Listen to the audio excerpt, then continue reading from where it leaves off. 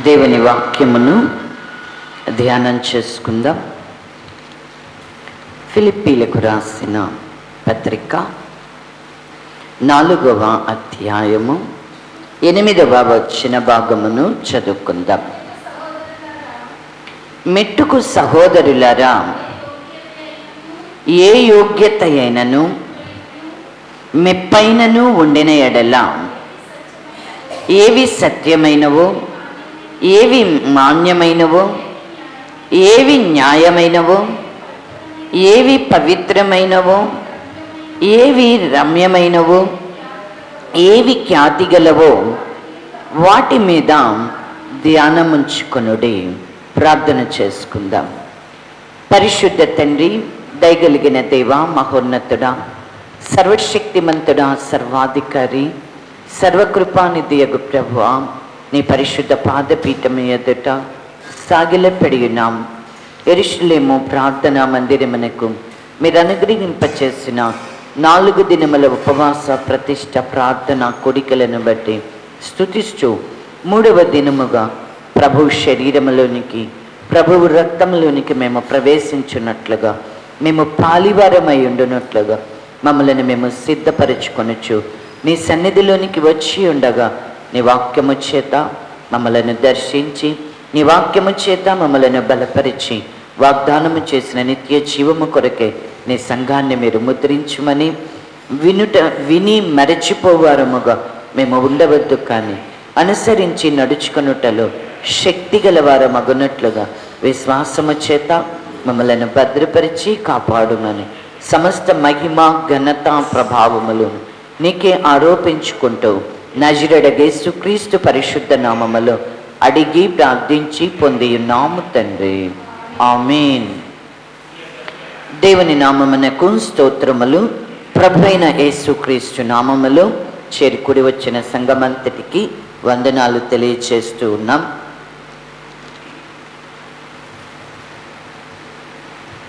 ఫిలిప్పీలకు రాసినటువంటి ఈ పత్రిక 4వ అధ్యాయము 8వ వచన భాగాన్ని మనము చదువుకొని ఉన్నాం. మొదటి దినముగా కూడా మనము ఈ వాక్యాన్ని ధ్యానం చేస్తూ ఇక్కడ పౌలు గారు చెప్పినట్లుగా, మెట్టుకు సహోదరులారా, ఏ యోగ్యతైనను మెప్పైనను ఉండిన ఎడల, ఏవి సత్యమైనవి. అంటే మనకి ఏదైనా యోగ్యత, ఏదైనా మెప్పు అనేది ఉన్నది అంటే మనము ఏవి సత్యమైనవో వాటి మీదంట మనము ధ్యానం ఉంచాలి అనేది నేర్చుకొని ఉన్నాం. ఏవి సత్యమైన వాటి మీద మనం ధ్యానం ఉంచాల. అయితే ఇది వరుసగా మనం ధ్యానం చేయడానికి, ప్రతి మాటను ధ్యానం చేయడానికి సమయం లేదు కనుక ఈ దినమందు ఇక్కడ ఏమి వ్రాయబడుతుంది, మనం వేటి మీద ధ్యానం ఉంచాలని వ్రాయబడుతూ ఉన్నది అంటే కనుక, ఏవి సత్యమైనవో, ఏవి మాన్యమైనవో, ఏవి న్యాయమైనవో, ఏవి పవిత్రమైనవో, ఏవి రమ్యమైనవో, ఏవి ఖ్యాతిగలవో వాటి మీద ధ్యానం ఉంచుకొనుడి అంటున్నారు. ఏవి సత్యమైనవో చూసామో మొదటి దినము. ఈ దినమందు ఏవి పవిత్రమైనవో, ప్రభు బలిని మనము సమీపించుచున్నాం కనుక మనము దేని మీద ధ్యానం ఉంచాలో కొద్ది నిమిషాలు ధ్యానం చేద్దాం. అది ఏమిటి? పౌలు గారు ఫిలిప్పీలకు రాస్తూ ఏం చెప్తున్నారు అని అంటే, ఏవి పవిత్రమైనవో వాటి మీద ధ్యానం ఉంచుకొనుడి అంటున్నాడు. పవిత్రమైనవి ఏవి?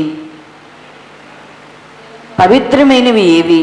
ఏవి అంటే మనం ఏం చెప్తాం? మనకి ఎంతవరకు మనం వాటి మీద ధ్యానం ఉంచుతున్నాం?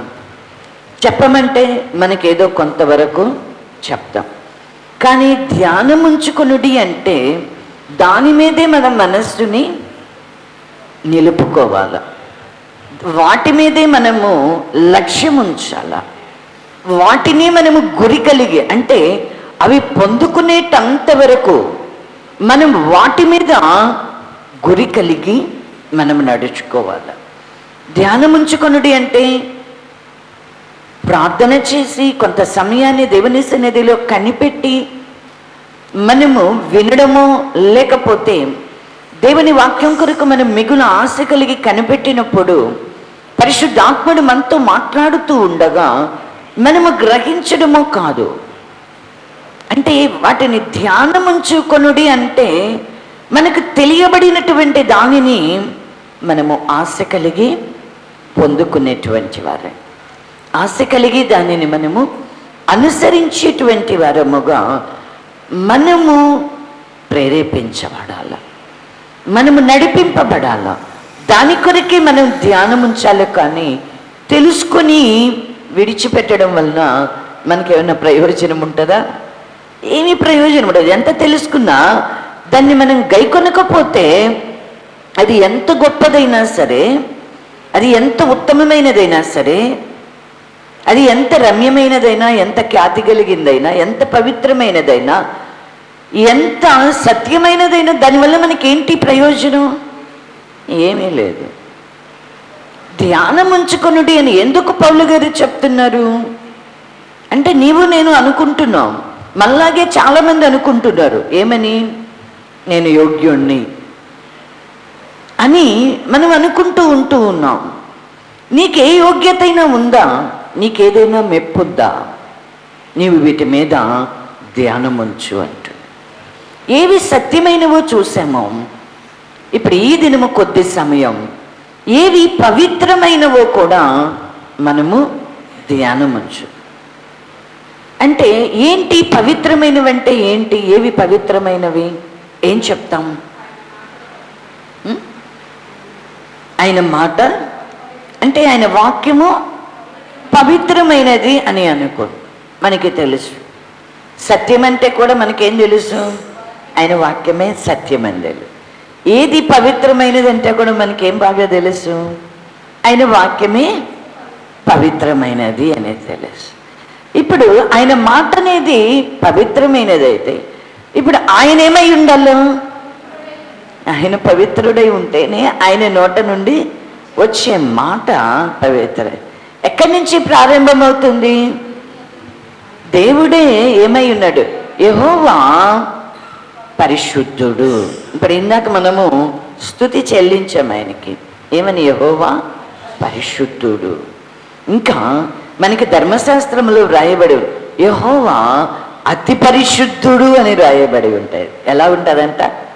యెహోవా అతి పరిశుద్ధుడు, యెహోవా అతి పరిశుద్ధుడు అని వ్రాయబడి ఉంటాడు. ఇప్పుడు అందుకనే ఆయన పరిశుద్ధుడు కనుక ఆయన ఏం చేస్తున్నాడు అంటే, మీరు కూడా పరిశుద్ధులై ఉండుడి అని చెప్తున్నాడు. ఇజ్రాయేలుతో దేవుడు మాట్లాడు, ఆయన పరిశుద్ధ దేవుడైన యెహోవా. ఇప్పుడు ఆయనే పరిశుద్ధుడు, ఆయనే పరిశుద్ధుడు, ఆయన అతి పరిశుద్ధుడు. ఆయన ఎలా, ఆయన యొద్దకు ఎవరు కూడా సమీపింపరానంతగా ఆయన పరిశుద్ధత ఎలాంటిది అంటే, ఆయన యొక్క మహిమ ఎలాంటిది అంటే కనుక ఆయన యొద్దకు మనము సమీపించలేం. ఎందుకని? మనం ఏమై ఉన్నాం? ఏ భేదం లేదు, అందరూ కూడా పాపం చేసి మనం ఆయన్ని సమీపించగలిగినటువంటి వారమేనా? కాదు. అయితే ఇప్పుడు మనము పరిశుద్ధులగుట కొరకు పిలువబడినటువంటి వారం. పిలువబడినటువంటి మనము పరిశుద్ధులము కావాలి అంటే అసలు ఏంటి పరిశుద్ధత, ఏవి పవిత్రము అనేటువంటిది ఖచ్చితంగా మనం తెలుసుకోవాలి. తెలుసుకుంటేనే కదా దేవుడు పరిశుద్ధుడని మనకి తెలుసు. ఇప్పుడు తండ్రి అయిన దేవుడు పరిశుద్ధుడని మనం ఎరిగి ఉన్నాం. అలాగే కుమారుడైనటువంటి యేసుక్రీస్తు ప్రభువారు కూడా ఏమై ఉన్నారు? పరిశుద్ధుడు. పరిశుద్ధుడు. ఆయన పుట్టుకతోనే ఆయన పరిశుద్ధాత్మ ద్వారా గర్భము ధరించినదే ఆయన ఈ లోకములో ఉద్భవించాడు. అంటే ఆయన పుట్టుకలో కూడా పాపము లేదు.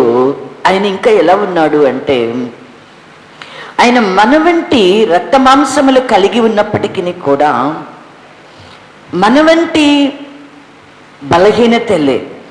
బలహీనతల్లో మనతో కూడా సహానుభవాన్ని ఆయన కలిగి ఉన్నా కూడానంట, ఆయన మాత్రం ఏ పాపము కూడా చేయలేదు. మన వలే శోధింపబడ్డాడు, మన వలే బలహీనతల్లో కూడా సహానుభవము కలిగినవాడు. అయినను ఆయనలో ఏ విధమైనటువంటి పాపము అనేది లేదంట. యేసుక్రీస్తు ప్రభువారే ఒక ఛాలెంజ్ విసురుతున్నాడు. నాలో పాపమున్నదని ఎవడు స్థాపించును? ఎవరు కూడా ఆయనలో పాపమున్నదని స్థాపించగలిగినటువంటి వారు, నిరూపించగలిగినటువంటి వారు ఎవరు కూడా. ఆయన ఎటువంటి వాడు అని అంటే పరిశుద్ధుడు, పాపము లేనటువంటి వాడు, పాప రహితుడు. మనల్ని పిలిచిన దేవుడు పరిశుద్ధుడు. మనల్ని పిలిచినటువంటి పిలుపు కూడా ఎలాంటిది? పరిశుద్ధమైనది. అవునా? మనల్ని ఎలా పిలుచుకున్నాడు? దేని కొరకు పిలుచుకున్నాడు? పరిశుద్ధుల గుట్ట కొరకే మనల్ని పిలుచుకున్నాడు. అవునా? చూడండి, తెస్సలోనికీయులకు రాసినటువంటి పత్రిక, తెస్సలోనికీయులకు రాసిన పత్రిక 4వ అధ్యాయము 3వ వచన భాగము నుండి చదువు. దానికంటే ముందుగా 7వ వచన భాగాన్ని చదువు. పరిశుద్ధుల గుట్టకి దేవుడు మనలను పిలిచెను గాని అపవిత్రులుగా ఉండుటకు పిలువలేదు. దేవుడు మనల్ని ఎలా పిలిచాడంట? పరిశుద్ధుల అగుట కొరకే మనల్ని పిలిచాడు. అపవిత్రులు అగడానికి, ఉండడానికి మనల్ని పిలవలేదు. అంటే ఇప్పుడు పిలువబడినటువంటి మనల్ని మనం ఎటువంటి వారమై ఉండాలా? పరిశుద్ధులముగా ఉండాలా. ఎందుకు దేవుడు మనలను పిలిచాడు? ఆయన పిలిచిన పిలుపు పరిశుద్ధమైనదని ఎందుకు వ్రాయబడుతూ ఉన్నది లేఖనాలలో అంటే, ఆయన ఎట్టివాడై ఉన్నాడో మనము కూడా అట్టివారమై ఉండాలని ఆయన కోరుకొని మనలను పిలుచుకున్నాడు. కాబట్టి ఇప్పుడు మనము దేనిని ధ్యానం చేయాలి? పరిశుద్ధులగుటకు పిలువబడినటువంటి మనము వేటిని ధ్యానం చేయాలా? అసలు పవిత్రమైనవి ఏంటి? అంతేనా? తెలియాలి కదా మనకి. ఏది పవిత్రమైనది, ఏది అపవిత్రమైనది తెలిస్తేనేగా. పవిత్రమైన దానిని మనము చేయగలిగితేనే మనం పవిత్రులుగా ఉంటాం. కానీ అపవిత్రమైనటువంటి దాన్ని మనం ముట్టాము అనుకోండి, మనం ఏమవుతాము? మనం కూడా అపవిత్రపరచబడతాం. చూడండి, కొరింథీయులకు రాసిన 2వ పత్రిక 6వ అధ్యాయము, కొరింథీయులకు రాసిన 2వ పత్రిక 6వ అధ్యాయము 18వ వచన భాగమును చదువుకుందాం. మనము జీవము గల దేవుని ఆలయమై ఉన్నాము, అందుకు దేవుడు ఇలాగూ సెలవిచ్చుచున్నాడు, నేను వారిలో నివసించి సంచరింతును, నేను వారి దేవుడినై యుందును, వారు నా ప్రజలై యుందురు. కావున మీరు వారి మధ్య నుండి బయలువెడలి ప్రత్యేకముగా ఉండుడి, అపవిత్రమైన దానిని ముట్టకుడని ప్రభువు చెప్పుచున్నాడు. ప్రభువు ఏం చెప్తున్నాడంట? మనము జీవము కలిగినటువంటి దేవుని ఆలయమై, మనము ఎవరి మీదనైతే నమ్మిక ఉంచుతామో మనం కూడా అటువంటి వాళ్ళమే. విగ్రహాలను సేవించేవారు అనుకోండి, వాటిని నమ్మినటువంటి వారు కూడా అటువంటి వారే అని వాక్యం సాక్ష్యం ఇస్తుంది. ఇప్పుడు మనం ఎవరిమి? జీవము కలిగిన దేవునిని ఎరిగిన వారు. ఇప్పుడు మనమేమై ఉన్నాము? జీవము కలిగినటువంటి దేవుని ఆలయం. విగ్రహాలను సేవిస్తే, విగ్రహాల యందు నమ్మిక ఉంచితే అవి ఎటువంటివో వారును అటువంటి వారు. ఇప్పుడు మనము జీవము కలిగిన దేవుని ఆలయం, మనము జీవము కలిగిన దేవుని యందు విశ్వాసం ఉంచాం గనక ఆయన ఎటువంటి వాడో మనం కూడా అటువంటి వారమే. మనం ఏమై ఉన్నామంట? జీవము కలిగిన దేవుని ఆలయమై ఉన్నాం. ఎందుకు మనల్ని దేవుడు ఇక్కడ ఆలయమని అంటున్నాడు అంటే, ఆయనంట మనలో నివసించి సంచరిస్తాను అంటున్నాడు. నేను వారి దేవుడనై ఉండును, వారు నా ప్రజలు. ఎందుకు మనల్ని జీవము కలిగిన దేవుని ఆలయమై ఉన్నాడు అంటే ఆయన మనలో నివసించి సంచరించాలని కోరుకుంటాడు. కాబట్టి ఇప్పుడు ఆయన ఎటువంటి వాడు? పరిశుద్ధ దేవుడు. ఇప్పుడు పరిశుద్ధుడు మనలో నివసించి సంచరించాలి అంటే మనం ఎలా ఉండాలంట? అపవిత్రమైనటువంటి దానిని ముట్టకూడదు. అపవిత్రమైన దానిని ముట్టకుడి. వారి మధ్య నుండి బయలువెళ్ళ. ఎవరి మధ్యలో నుంచి బయలు వెళ్ళాలా? ఎవరి మధ్యలో నుంచి మనం బయలు వెళ్ళాలా? ఏది పవిత్రమైనది, ఏది అపవిత్రమైనది? మనలను ఏది పరిశుద్ధపరుస్తుంది, మనల్ని అపవిత్రపరిచేది? ఖచ్చితంగా దీనిని మనము గ్రహించగలిగితేనే మనము పరిశుద్ధత కొరకు మన ఘట్టములను మనము కాపాడుకొనగలం. అవునా? మనం దేనికి పిలువబడ్డాం? పరిశుద్ధులొకటి కొరకు మనం పిలువబడ్డాం. పవిత్రమైనవి ఏవో, అపవిత్రమైనవి ఏవో, వీటి మధ్య ఉన్నటువంటి వ్యత్యాసం ఏంటో నీవు నేను గ్రహించకపోతే మనం ఎలా పరిశుద్ధపరచబడతాం? దేవుడు పరిశుద్ధుడు, అందులో ఏమాత్రము సందేహం, కొంచెం కూడా మనం సందేహించాం. అందరం ఏం చెప్తాం? ఆయన అతి పరిశుద్ధుడంటే అతి పరిశుద్ధుడు అంటాం, పరిశుద్ధుడంటే పరిశుద్ధుడు. దానిలో కొంచెమైనా మార్పు లేదు, సందేహం లేదు. కానీ ఇప్పుడు పరిశుద్ధమైన పిలుపు చేత పిలువబడినటువంటి మనకి ఏం తెలియబడాలా? పవిత్రమైనవి ఏవో మనం వాటిని తెలుసుకోవాలి, ధ్యానం ఉంచాలి. ఎందుకు అంటే ప్రభువు చెప్తున్నాడు, అపవిత్రమైన దానిని ముట్టకు. వారి మధ్యలో నుంచి మీరు బయలువెడలి అంటున్నాడు. మీరు బయలువెడలి అంటే ఏం చేయాలా? మనం పరిశుద్ధులంగా ఉన్నట్టుకు పిలువబడిన వారమే. అయితే మనం కొందరిలో నుంచి బయటకు రావాలంట. అపవిత్రమైనటువంటి దానిని మనము ముట్టేటువంటి వాళ్ళం ఉండకూడదు. క్రొత్త నిబంధనను చాలా జాగ్రత్తగా మనం పరిశీలన చేసుకొని మనము గ్రహించాల్సినటువంటి అవసరం ఉంది. ఎందుకు అని అంటే పాత నిబంధనలోనైతే అనగా ధర్మశాస్త్రములోనైతే ఏది పవిత్రమైనది, ఏది అపవిత్రమైనది ఖచ్చితంగా వారికి చెప్పబడింది. ఇదిగో ఇది పవిత్ర. ఇప్పుడు పక్షులలో కానివ్వండి, జంతువులలో కానివ్వండి, అవి జలచరాలలోనే కానివ్వండి, పశువులలోనే కానివ్వండి, అన్నిటిలో కూడా దేవుడు ఏం చేస్తున్నాడు అంటే వేరు చేస్తున్నాడు. ఎలా వేరు చేస్తున్నాడు? కొన్ని పవిత్రమైనవని, కొన్ని అపవిత్రమైనవని. దేవుడి వారితో మాట్లాడాడు, ఇజ్రాయేలు జనముతో. ఏమని మాట్లాడుతున్నాడు అంటే, నేను పరిశుద్ధుడనే ఉన్నాను కనుక మీరును పరిశుద్ధులై ఉన్నాడు. అపవిత్రమైనటువంటి వాటిని మీరు ముట్టవద్దు. అంటే వారు ఏమి తినాలి, వారు ఏమీ తినకూడదు. ఖచ్చితంగా వారికి స్పష్టముగా తెలియచేయబడి.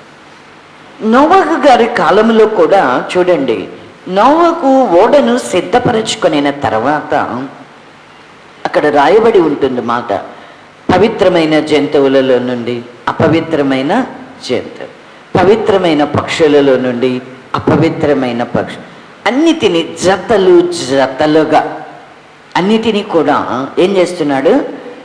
జతలు జతలుగానంట ఓడలోనికి వాటిని చేర్చుకొనడం అనేది జరిగింది. అంటే దేవుడు ఏం చేస్తున్నాడు అంటే ఏది పవిత్రము, ఏది అపవిత్రం. ఒక్క జంతువులలోనూ పక్షులలోనే కాదు, లేకపోతే జలచరాలలోనే కాదు, తినేటువంటి అన్నపానాలలోనే కాదు. అందుకనే దానియేలు గారును షడ్రక్ మేషక్ అబేద్నెగోలు బబులోని చెరలోనికి వారు కొనిపోబడినప్పుడు రాజు ఎదుట వారిని నిలువబెట్టడానికి గాను వారు జ్ఞాన ప్రజ్ఞ వివేకములు కలిగిన వారుగా తీర్చబడడానికంట వారిని తర్ఫీదు చేయడానికి కొందరిని ఎన్నిక చేసుకున్నాడు. బబులోను రాజ్యంలో నుంచి, అలాగే యూదుల్లో నుంచి చెరపట్టబడినటువంటి ఈ నలుగురు కూడా ఉన్నారు. అయితే ఇప్పుడు వారికి రాజు తినేటువంటి అన్నపానాలను వారికి కూడా ఆయన పళ్ళ యొద్ద అన్నపానాలు పుచ్చుకునేటువంటి ఇవ్వబడింది. అయితే వారు దానిని ఏదో గొప్ప భాగ్యంగా ఎంచుకోలేదు. ఇప్పుడు మనము రాష్ట్రపతి భవన్కి గనక భోజనానికి పిలువబడ్డాం అనుకోండి, విందుకు ఆహ్వానించబడ్డాం అన్న, లేకపోతే రాష్ట్రంలో గవర్నర్ బంగ్లాకి ఏదో ఒక జనవరి 26, ఆగస్టు 15 విందుకు ఆహ్వానించబడ్డాం అనుకోండి, మనకి ఎలా ఉంటుంది? ఎంత సంతోషంగా ఉంటుందో. ఒక రాజు ఎదుట, ఒక అధిపతి ఎదుట వారి భోజనపు బెల్లలో మనం భోజనం చేయటం మనకి చాలా గొప్ప సంగతిగా కనబడుతుంది. కానీ దానియేలుకి, షడ్రక్ మేషక్ అబేద్నెగోలకి అది ఏదో గొప్ప సంగతిగా కనపడిందా? కనబడలేదు. ఎంత శ్రేష్ఠ రాజు తినే అన్నపానాలు వారికి పెట్టబడిన వాళ్ళు మాత్రం వాటిని తినడానికంట నిరాకరించారు. చూడండి, వారు నపుంసకుల అధిపతితో వారు మాట్లాడుకుంటా ఉన్నారు. నిజంగా చూడండి, అంటే వారికి ఏమి స్పష్టంగా తెలుసు, ఏది పవిత్రమైనది, ఏది అపవిత్రమైనది. అది తెలిస్తే, అది గ్రహింపు ఉంటే ఏం చేస్తారు? ఇప్పుడు అది లేదులేండి, మనం అలా అనుకోవడానికి లేదు. అయితే ఇక్కడ కూడా ఒకటి ఉంటుంది. ఎలా ఉంటుంది? కొత్త నిబంధనలో మీరు కొరింథీయులకు రాసిన పత్రిక చదివితే ఏది మనము తినదగినది, ఏది మనము తినకూడదు. అన్యులు భోజనాలకు పిలిచినప్పుడే కానీ, అవిశ్వాసులు భోజనానికి పిలిచినప్పుడే కానీ మనము తినవచ్చా, తినకూడదా, లేక శాకాహారము తినాలా, లేకపోతే మాంసాహారము తినాలి, వీటన్నిటికీ కూడా పౌలు గారు చక్కని ఆన్సర్ ఇస్తాడు కొరింథీ సంఘములో. ఎందుకంటే తినేవాళ్ళు ఏమంటారు? ఇప్పుడు మాంసాహారం తినే వాళ్ళకి అదే చాలా గొప్ప, శాకాహారం తినే వాళ్ళకి అదే చాలా గొప్ప. ఇప్పుడు శాకాహారం తినేవారు మాంసాహారం తినేవారిని తృణీకరిస్తారు, మాంసాహారం తినేవాళ్ళు శాకాహారాన్ని తినే వాళ్ళని తృణీకరిస్తారు. ఎవరు తినేది వాళ్ళకి ఏమవుతుంది? చాలా గొప్పగా ఉంటుంది.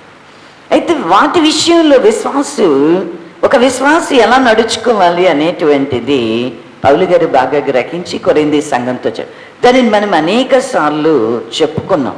అయితే ఇక్కడ ఉన్నటువంటి సంగతి ఏంటి అంటే, ధర్మశాస్త్రంలోనైతే పవిత్రమైనవి ఏంటి, అపవిత్రమైనవి ఏమిటి అనేటువంటిది స్పష్టముగా వారికి తెలియచేయబడ్డాయి. అంతేకాదు, దినములలో కూడా ఒక దినాన్ని దేవుడు ఏం చేశాడంటే పరిశుద్ధపరిచాడు. విశ్రాంతి దినం ఏమై ఉంది? పరిశుద్ధ దినంగా ఉంది. దినములలో కూడా అంటే మిగిలిన దినాలు పరిశుద్ధమైనవి కాదని కాదు, అంటే ఆయనను జ్ఞాపకం చేసుకోవడానికి ఒక దినములు కూడా దేవుడు ఏం చేశాడు అంటే పరిశుద్ధ దినముగా పవిత్రపరిచి వారికి ఆ దినాన్ని ఆచరించమని చెప్తూ ఉన్నాడు. చూడండి, ఆ మాటను కనుక మనం చూసినట్లయితే నిర్గమకాండము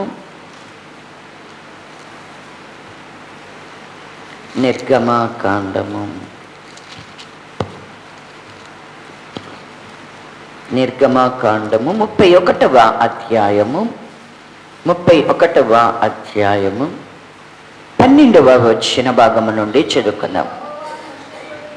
మరియు యెహోవా మోషేతో ఇట్లనెను, నీవు ఇశ్రాయేలీయులతో నిజముగా మీరు నేను నియమించిన విశ్రాంతి దినములను ఆచరింపవలెను. మిమ్మల్ని పరిశుద్ధపరచు యెహోవాను నేనే అని తెలుసుకున్నట్లు అది మీ తరతరములకు నాకును మీకును గురుతగును. కావున మీరు విశ్రాంతి దినము ఆచరింపవలెను. నిశ్చయముగా అది మీకు పరిశుద్ధము.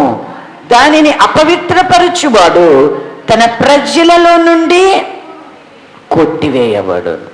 ఆ దినం విశ్రాంతి దినం ఏంటంట? అది పరిశుద్ధము అంటున్నాడు. దానిని అపవిత్రపరచకూడదు. దాన్ని అపవిత్రపరచడం అంటే ఏంటి?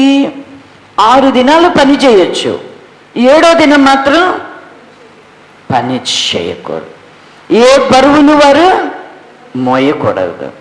అంతేకాదు, అన్యాయంగా వారు గుద్దులాడే వాళ్ళు ఉండకూడదు, వారు కలగపడే వారికి ఉండకూడదు, వారి యొక్క పని వారి చేత కఠినముగా పని చేయించుకునే వారిగా ఉండకూడదు.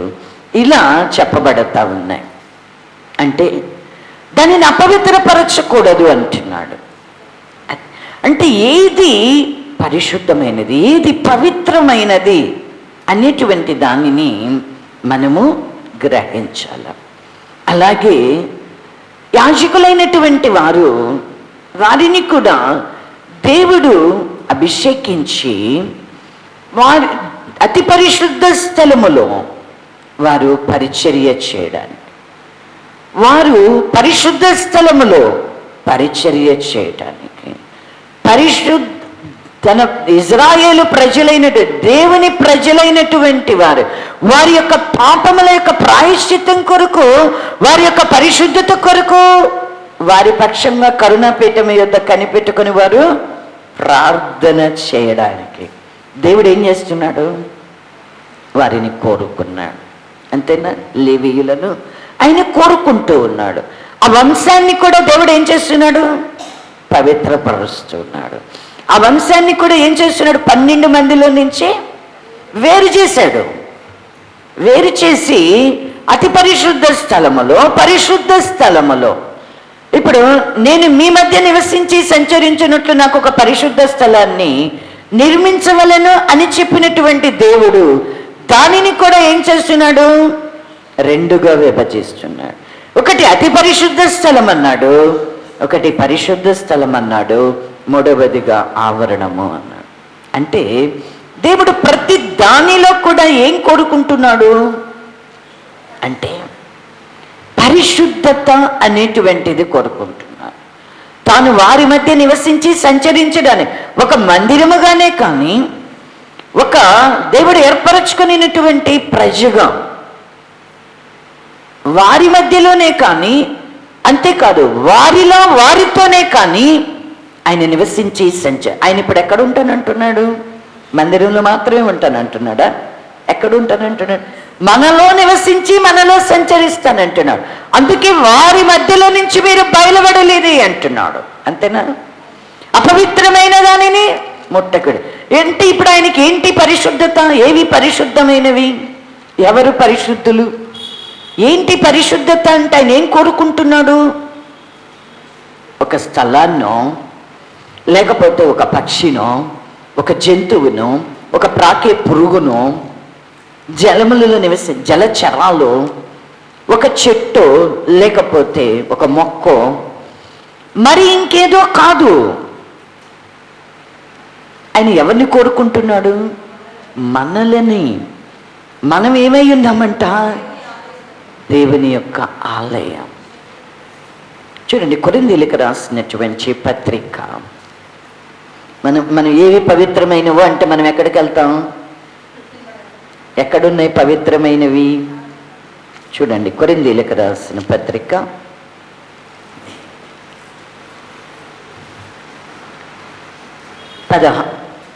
3వ అధ్యాయము 16-17 వచ్చిన భాగాలను చదువుకుందాం. మీరు దేవుని ఆలయమై ఉన్నారనియు, దేవుని ఆత్మ మీలో నివసించుచున్నాడనియు మీరు ఎరుగరా?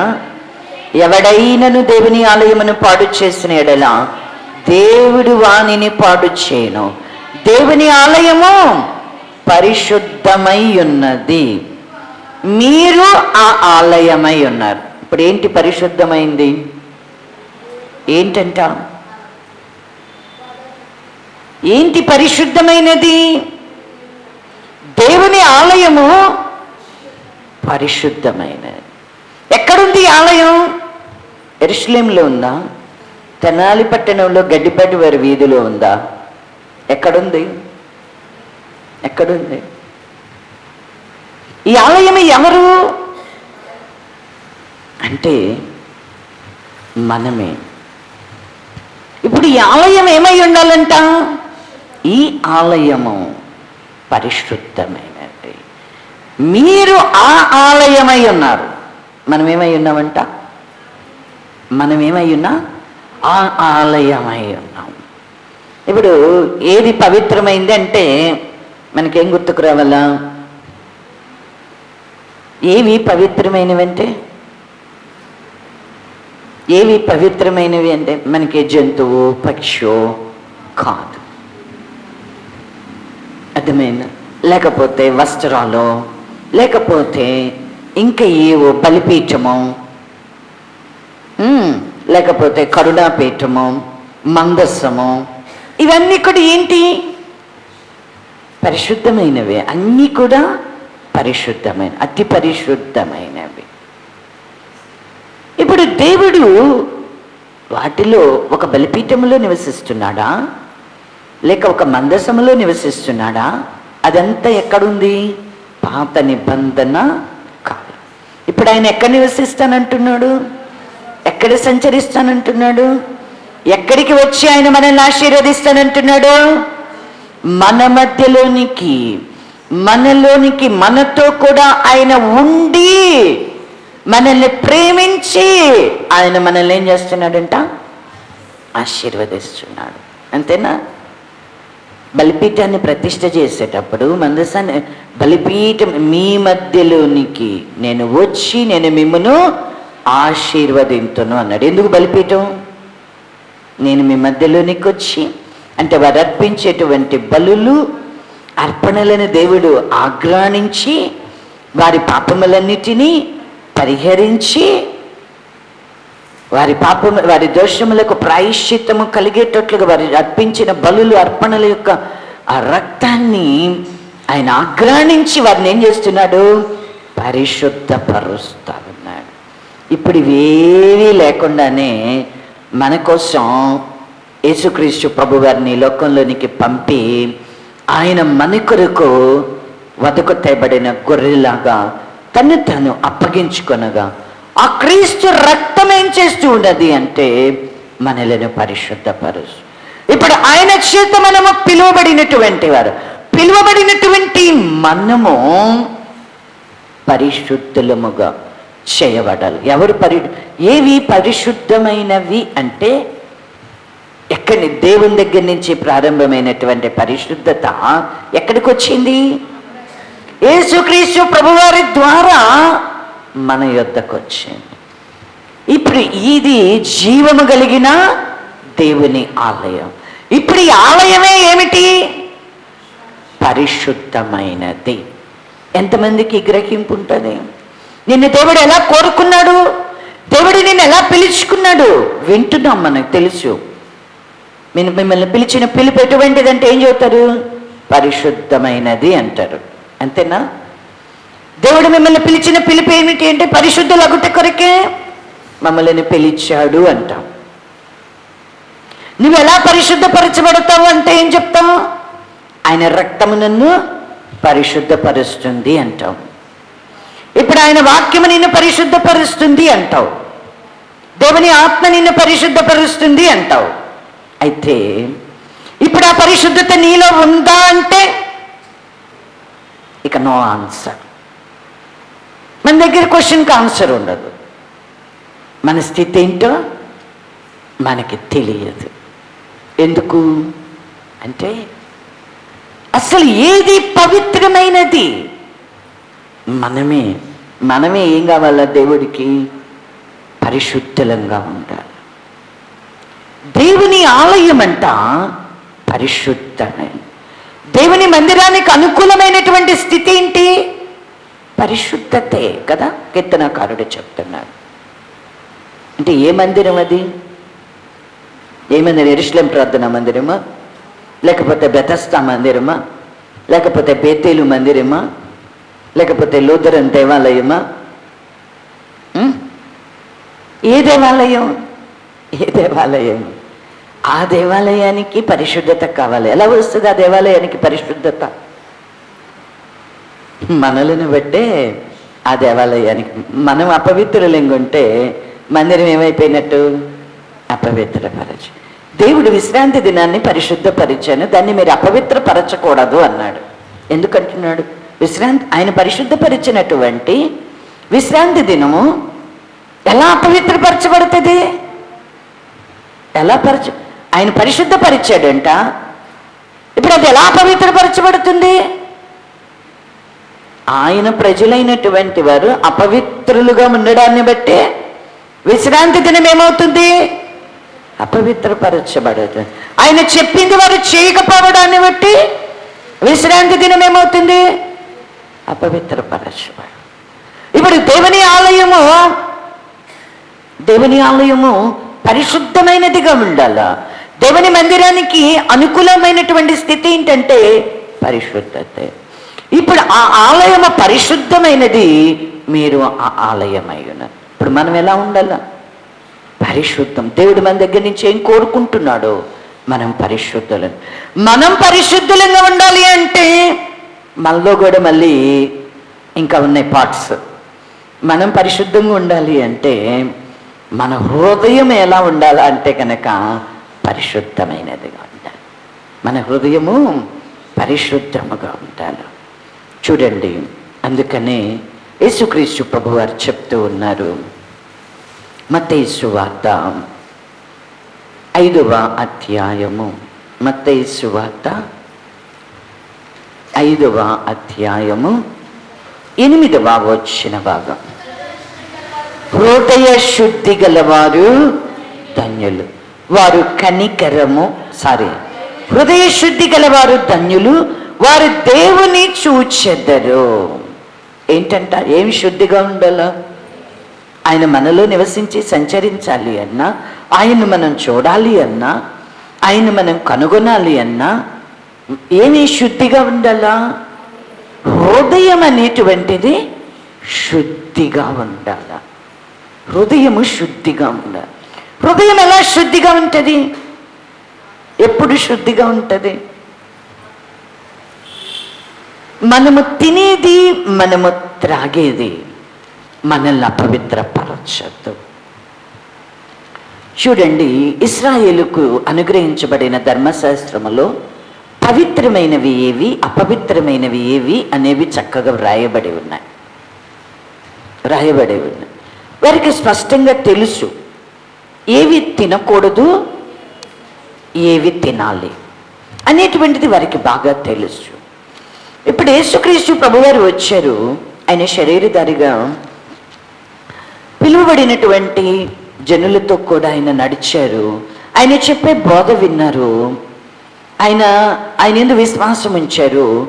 ఆయన శ్రమపడ్డాడు, సిలువ వేయబడ్డాడు, చనిపోయాడు. ఆయన పునరుద్ధానుడే తండ్రి కుడి పార్శ్వమునకు కూడా ఆయన ఆరోహణం అయ్యాడు, వెళ్ళిపోయాడు. అయితే ఇప్పుడు అపోస్తలులైనటువంటి వారు పరిచర్య చేస్తా ఉన్నారు. పేతురు గారంట యొప్పే అనేటువంటి గ్రామంలో ఉన్నాడు. వారు ప్రార్థన చేయించు మిద్దె మీద కూర్చొని ఉండగా ఆయనకు ఒక ప్రత్యక్షత, ఒక దర్శనం కలిగింది. ఆ దర్శనంలో ఏమొస్తా ఉన్నాయి? సకల జాతి చతుష్పాద జంతువులు అన్నీ ఉన్నాయి. ఆ దుప్పటిలో ఏం చెప్తున్నాడు? వాటిని చంపుకుని తినమని చెబుతున్నాడు. వాటిని చంపుకుని తినమని. పేతురు గారు ఏం చెబుతున్నారు? అపవిత్రమైనటువంటిది. చూడండి, ఆ మాట చదవండి. అపోస్తలుల కార్యముల గ్రంథము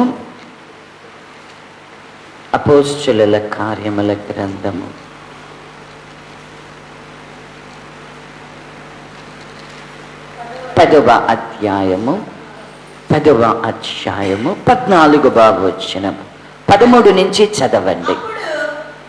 అప్పుడు పేతురు, నీవు లేచి చంపుకుని తినుమని ఒక శబ్దం అతనికి వినబడెను. అయితే పేతురు, వద్దు ప్రభువా, నిషిద్ధమైనది, అపవిత్రమైనది ఏదైనాను నేనెన్నడూ తినలేదని చెప్పగా, దేవుడు పవిత్రము చేసిన వాటిని నీవు నిషిద్ధమైన వాటిగా ఎంచవద్దని మరలా 2వ మారు ఆ శబ్దము అతనికి వినబడెను. ఈలాగు ముమ్మారు జరిగెను. వెంటనే ఆ పాత్ర ఆకాశమునకెత్తబడెను. ఏమంటున్నాడు ప్రభువు? ఏం చెబుతున్నాడంట? పేతురు, నీవు లేచి చంపుకొని తిను. ఒక శబ్దం అతనికి వినబడేది. ఇప్పుడు ఆ పాత్రలో ఏమున్నాయంట? సకల విధములైన చతుష్పాద జంతువులను, ప్రాకు పురుగులను, ఆకాశ పక్షులను, భూమి యందుండు సకల విధములైన అన్నీ కూడా చతుష్పాద జంతువులు, ప్రాకే పురుగులు, ఆకాశ పక్షులు అన్నీ ఉన్నాయి. వాటిని చంపుకొని తినమంటున్నాడు. తినమని చెప్తే పేతురు గారికి మాట్లాడింది ప్రభువే అని తెలుసు. ఎలా? ఎవరు మాట్లాడారు అంటున్నాడు? సాతానా నా ఎదుటి నుంచి పో అంటల్లా. ఒకసారి అన్నాడు. ఏమన్నాడు? ఒకసారి ఏమన్నాడంటే సాతాను కాదు, ఇది నీకు దూరమగునుగాక అని చెప్పాడు. నేను శ్రమపడి సిలువ వేయబడి చనిపోయి తిరిగి లేచుట అగత్యమని చెబుతుంటే ఇది నీకు దూరమగునుగాక అన్నాడు కదా. ఇప్పుడు ఇక్కడ అంటున్నాడు ప్రభువే మాట్లాడుతున్నాడని తెలుసు. వీటిని చంపుకొని తిను అని చెబుతుంటే వద్దు ప్రభువా అంటున్నాడు. వద్దు ప్రభు అంటే మాట్లాడింది ఎవరు? ప్రభువే. అంటే ప్రభువు చెప్పినా కూడా మనం కూడా ఇంతే. ఎందుకు ఇది గుర్తు చేస్తున్నానంటే దేవుడు మనతో మాట్లాడినా కూడా మనం కూడా ఇంత వద్దు ప్రభువా అని ఆయనకి నేర్పిస్తాం. వద్దు ప్రభువా, నిషిద్ధమైనది అపవిత్రమైనది ఏదైనాను నేనెన్నడూను తినలేదని చెప్పగా ప్రభువుకు తెలీదా?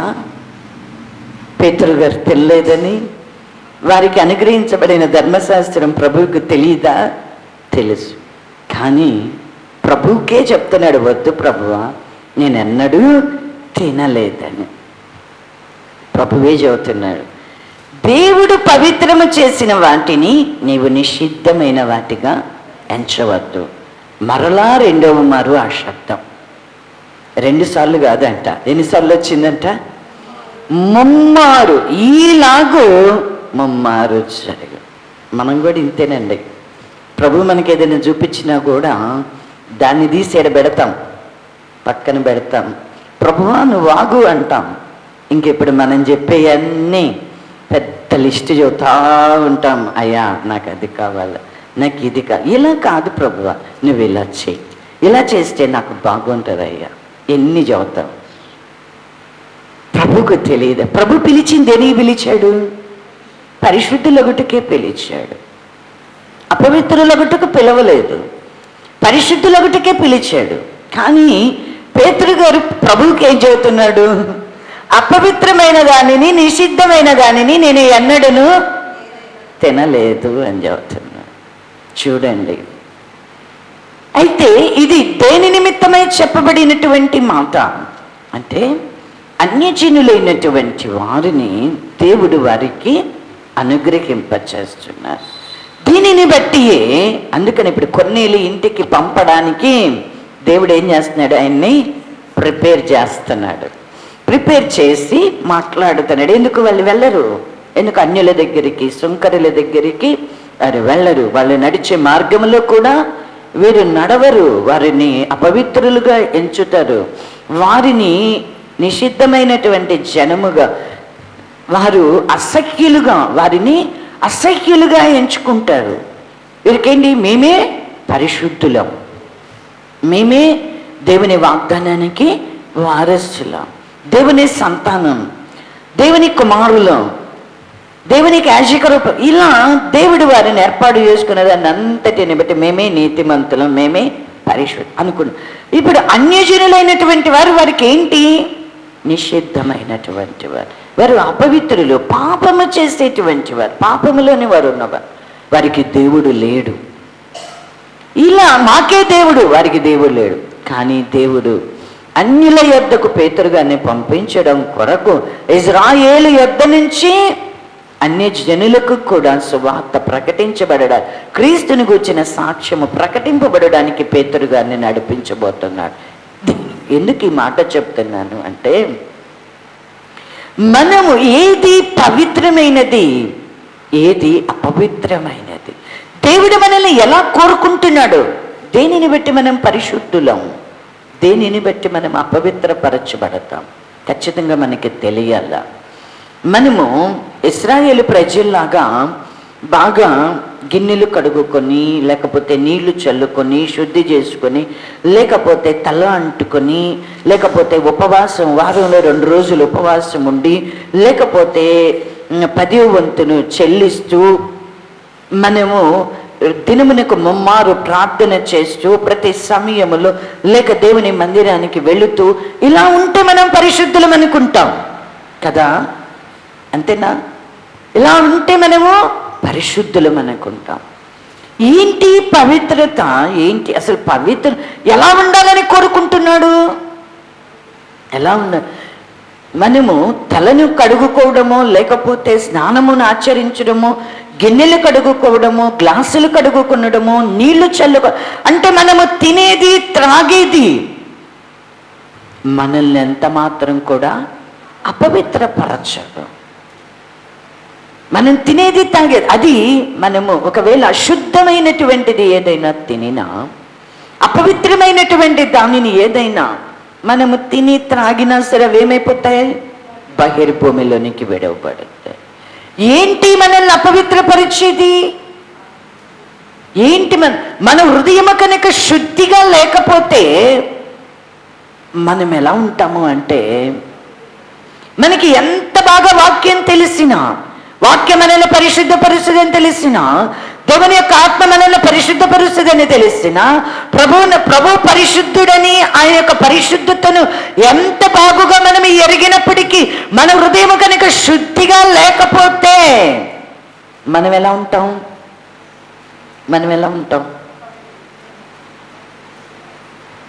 అపవిత్రులంగా. దేవుని ఆలయం కనుక పాడు చేస్తే దేవుడు అన్నంతా పాడు చేస్తాడు. ఆలయాన్ని పాడు చేయటం అంటే మన హృదయాన్ని మనం పాడు చేసుకునే వారిలాగా, చెడుతనానికి మనల్ని మనం అప్పగించుకునే వారిలాగా ఉండకూడదు, దుష్టత్వానికి మనల్ని మనం అప్పగించుకునే వారిగా ఉండకూడదు, పాపానికి మన హృదయాన్ని లోబరిచేటువంటి వారు, దుర్నీతికి మనల్ని మనం అప్పగించుకునేటువంటి వాళ్ళంగా ఉండకూడదు. మన హృదయంలో ఏమి నివసిస్తుంది? దేవుడు నివసించే పరిశుద్ధ స్థలముగా మన హృదయాన్ని మనము దేవునికి ప్రతిష్ఠించుకున్నామా? ప్రతిష్ఠించుకుంటే మన హృదయంలో ఏముండాలా? ప్రభు మనలో నివసించాల.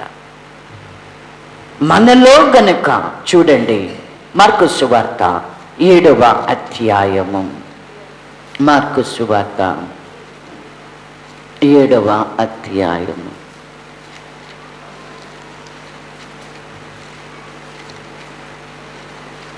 మార్కు సువార్త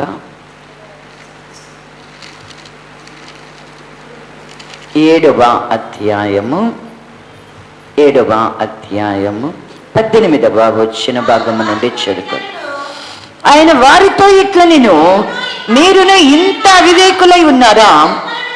వెలుపల నుండి మనుష్యుని లోపలికి పోవునది ఏదియు వానిని అపవిత్రునిగా చేయజాలదని మీరు గ్రహింపకున్నారా? అది వాని హృదయములో ప్రవేశింపక కడుపులోనే ప్రవేశించి బహిర్భూమిలో విడువబడును. ఇట్లో అది భోజన పదార్థములన్నిటినీ పవిత్రపరచును. ఆగు. మనము ఇక్కడ యేసుక్రీస్తు ప్రభువారు చెప్తూ ఉన్నాడు, మీరును ఇంత అవివేకులై ఉన్నారా అంటూ, వెలుపల నుండి మనుష్యుని లోపలికి పోవునది ఇది వానిని అపవిత్రునిగా చేయజాలదని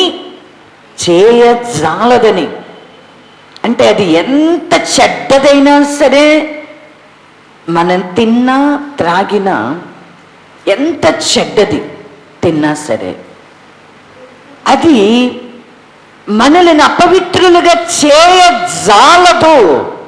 అందుకే ఎప్పుడైనా సరే, ఇప్పుడు మనం చాలా మందిని తృణీకరిస్తాం. ఎందుకో తెలుసా? ఒక ఫ్రూట్ కడుక్కోకుండా తిన్నారనుకోండి, ఏమంటారు? కడుక్కొని తినాలి, మంచిదే, వద్దని నేను అన్నా.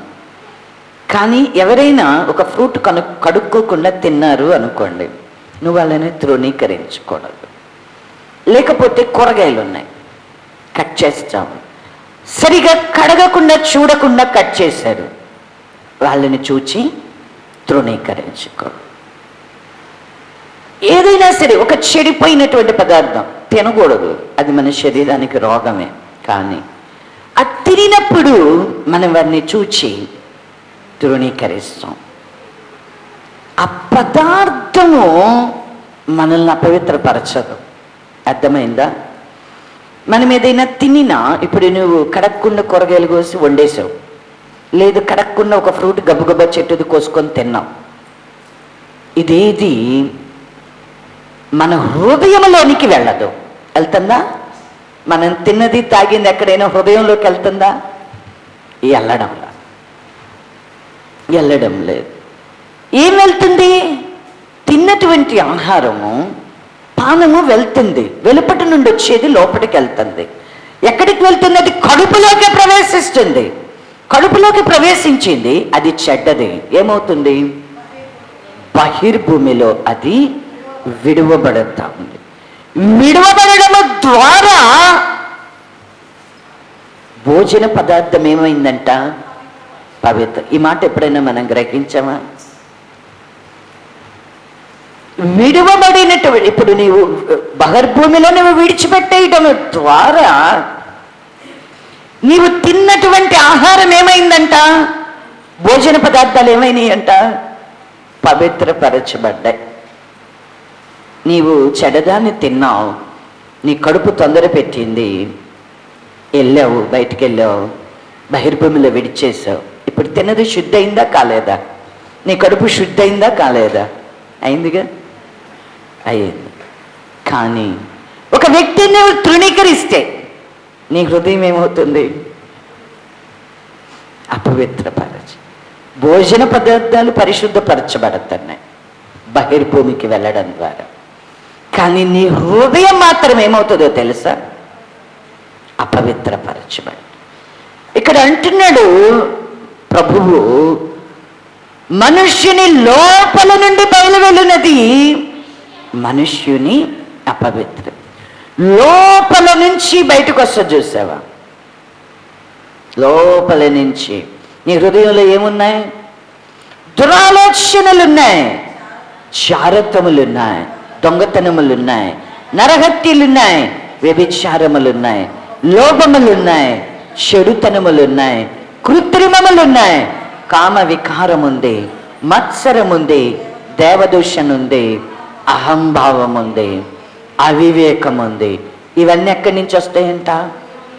వీటిల్లో మనలో చాలా ఉంటాయి, అనేక ఉంటాయి. ఏదో ఒకటో రెండో ఉండదు మనలో, ఒకటో రెండో ఉండవు, అంతే. అన్నీ మన లోపల స్థిర నివాసం చేసుకొని ఉంటాయి. ఇప్పటి హృదయం శుద్ధి అయితే నీకేం శుద్ధి కావాలా? హృదయ శుద్ధి గలవారు. నీ హృదయ శుద్ధి చేసుకునేటట్లుగా నువ్వు ప్రభు దగ్గరికి వస్తున్నావా? నీ హృదయం శుద్ధిగా ఉండాలనేది నీకు తెలుసా? నీ దేహము నీ ఒక దేవుని ఆలయమై ఉన్నావని నీకు తెలుసా? ఇది పవిత్రమైనది. ఇప్పుడు ఇది పవిత్రపరచబడేటట్లుగా దేవుడు మనకేమిస్తున్నాడు? వాక్యం ఇచ్చాడు. అని నువ్వు నేను ఎలా ఉండాలా? పరిశుద్ధమైన ఆలయం ఉండాలంటే నువ్వేం చేయాలి, నువ్వేం చేయకూడదు. దేవుడు మనతో మాట్లాడుతున్నాడు వాక్యం ద్వారా. మనతో వాక్యం మనల్ని ఏం చేస్తుంది? మనల్ని ఏవి చేయాలి, ఏవి చేయకూడదు ఖచ్చితంగా వాక్యంలో ఉన్నాయా లేవా? దేవుడు ఏదైతే చేయమని చెప్తున్నాడో అది చేస్తేనే పవిత్రత. దేవుడు వద్దు అనేది కనుక మనం చేసాము అంటే మనకు అపవిత్రతే. అది నీకు ఎంత గొప్పదిగానైనా కనబడవచ్చు కాక, నీకు ఎంత మంచిదిగా అయినా సరే కనపడవచ్చు కాక. ఎందుకు? ఒకటే చెప్తా, ధనాపేక్ష కలిగి ఉండొద్దు అన్నాడు. ఇప్పుడు ధనాన్ని మనం అపేక్షిస్తున్నాం అనుకుందాం. ధనం సంపాదించాలనే ఆశ ఉంది, పేరు సంపాదించాలనేటువంటి ఆశ ఉంది. ఇప్పుడు ప్రార్థనకి మానకుండా వస్తాం, 10వ వంతునిస్తాం, వాక్యం చదువుతాం, పాటలు పాడుతాం, ప్రార్థన చేస్తాం. కానీ మనలో ఏమి ఉంది? ధనాపేక్ష. ఇప్పుడు మనము మనకి పరిశుద్ధమైనది ఏదో మనకి తెలుసా? మనల్ని అపవిత్రపరిచేది ఏదో మనకి అర్థమవుతుందా? ఈ ధనాపేక్ష నువ్వు విడిచిపెట్టలేకపోతున్నా, లేకపోతే నీ పొరుగువాని మీద నీకు మత్సరం ఉంది. నీ పొరుగువాని నీవు తృణీకరించి మాట్లాడుతున్నావు. మాట్లాడుతుంటే నీకేమవుతుంది? ఇది నిన్ను అపవిత్రపరుస్తూ ఉన్నది అనేది నీకు గ్రహింపు కలుగుతుందా? మనకి కలగడం లేదు. ఎందుకు? ఒక వ్యక్తిని తృణీకరిస్తున్నావు. నువ్వు ఎవరికి తీర్పులు చేయవద్దన్నాడు, ఎవరిని విమర్శించొద్దన్నాడు. ఇప్పుడు చెప్పింది చేయకుండా వద్దని చెప్పింది చేస్తే మనం ఏమవుతాం? అపవిత్రులమేనా కాదా? ఇతరులకు నువ్వేం చేస్తున్నావు? తీర్పులు చేస్తున్నావు. ఇతరులను నువ్వేం చేస్తున్నావు? విమర్శిస్తున్నావు. ఇతరులను నువ్వేం చేస్తున్నావు? వ్యర్థుడా అంటున్నావు. అవునా? ఇతరులను నువ్వేం చేస్తున్నావు? బాధ పెడుతున్నావు, వారికి కీడు తలబెడుతున్నావు నీ మాటల చేత. కానీ ఏ విధం చేతనే ఇప్పుడు ఏదైనా నీలో ఇటివి, నీ పొరుగువాని విషయంలో ఏదైనా నీ హృదయంలో దురాలోచనలు, లేకపోతే కృత్రిమములు, చెడుతనము ఇలాంటివి ఉన్నాయి. నరహత్య, వ్యభిచారములు, కామ వికారములు ఇలాంటివన్నీ కూడా మనల్ని ఏం చేస్తున్నాయి? అపవిత్రం. ఇవన్నీ లోపల పెట్టుకొని మంచి శ్రేష్టమైనటువంటి భోజన పదార్థాలను బాగా తిని నేను పరిశుద్ధంగా ఉన్నాను, మంచి వస్త్రాలను కట్టుకొని మంచి భోజన పదార్థాలను తిని అన్ని విషయాలలో మంచిగా జనులందరికీ నీతిమంతులముగా కనబడేటట్లుగా ప్రార్థన చేస్తూ పాటలు పాడుతూ మనం ఉన్నామనుకోండి, ప్రభు మనల్ని గురించి ఏం చెప్తాడు? ఏమంటాడు? శాస్త్రులు పరిసయ్యులను గద్దించినట్టే ఏమంటాడు? గురుడి పరిసయ్యుడా, అవివేకులైనటువంటి పరిసయ్యులారా, అంధులైనటువంటి పరిసయ్యులారా, శాస్త్రులారా అని పిలిచినట్లే మనల్ని కూడా పిలుస్తారు. అంటే వారన్ని వెలుబటికి మనుషులకు కనబడాలని చేస్తున్నారు, కానీ శ్రేష్టమైనటువంటి వాటిని, ఉత్తమమైనటువంటి వాటిని మాత్రం విడిచిపెట్టేస్తున్నారు. అసలు చూపించాల్సింది ఏది చూపించడంలా, వద్దు అని చెప్పి మాత్రం అన్నీ చేసి ఆయన ఏం కోరుకుంటాడు? హృదయము శుద్ధిగా ఉండాలి అని కోరుకుంటాడు. మొదట ఏం కోరుకుంటాడు? హృదయ శుద్ధి గలవారు ధన్యులు. ఇప్పుడు మన హృదయం శుద్ధిగా ఉండాలా? శుద్ధిగా ఉండాలి అంటే మన లోపట మనం ఏం కలిగి ఉన్నామో అనేటువంటిది మనకి ఇంపార్టెంట్. మనలో దురాలోచనలు, మనలో నరహత్యలు, లేకపోతే కామ వికార చేష్టలు, మత్సరములు, దొంగతనాలు, లోభములు, చెడుతనములు, కృత్రిమములు, ప్రభు చెప్పినట్లుగా మనలో అహంభావము, అవివేకము ఇలాంటివి ఉన్నాయి. లోభం అనేవి ఇలాంటివి ఉన్నాయి అంటే ఖచ్చితంగా మన హృదయంలో ఏమున్నది? అపవిత్రత ఉన్నది, చెడుతనముతో మనం ఉన్నాం. దేవుడు మనల్ని అంగీకరిస్తాడా? దేవుడికి ఏది అనుకూలము?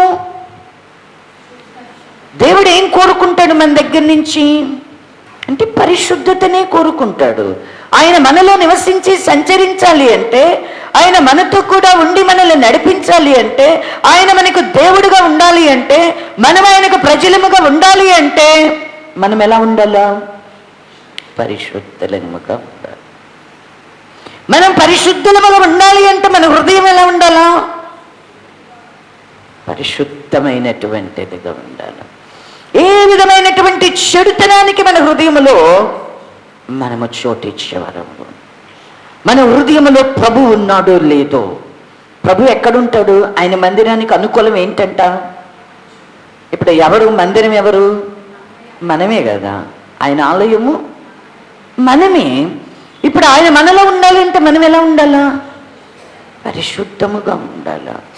ఇప్పుడు ఆయన నివసించేటువంటి పరిశుద్ధ స్థలముగా మనం ఉన్నామా? ఉన్నామా? ఏది పవిత్రమైనది మనకి తెలియబడాలా. దేవుని ఆలయం అంట పరిశుద్ధమైనది. దేవుని ఆలయం ఎలా ఉండాలా? పరిశుద్ధమైనదిగా ఉండాలి. యెరూషలేము ప్రార్థనా మందిరం పరిశుద్ధత అంటే నిన్నటి దినం కాదు, గురువారమే శుభ్రంగా కడిగేశారు. ఇవాళ శుక్రవారం కడిగారో లేదో తెలియదు కానీ బాగా కడిగేశారు. కడిగేశారు, అయిపోయింది. కడిగితే అది శుద్ధి అయినట్లేనా యెరూషలేము ప్రార్థనా మందిరం?